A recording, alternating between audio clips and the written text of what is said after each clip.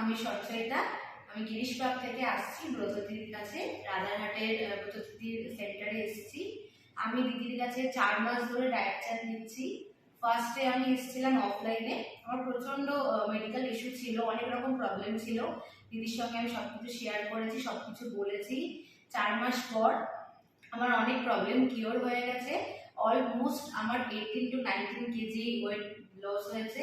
আমি ভীষণ ভীষণ ভীষণ খুশি দিদির জন্য। দিদি এত ভালো ডায়েট চার্ট দেন, ভাত রুটি চিকেন মাছ পনির সয়াবিন সব কিছু খেয়ে আমি এতটা ওয়েট লস করেছি। হ্যাঁ, তার সঙ্গে সঙ্গে একটু ওয়ার্কআউট করা, একটুখানি হাঁটা, সবকিছু প্রচন্ড দরকার, দিন এত ভালো রেজাল্ট হবে।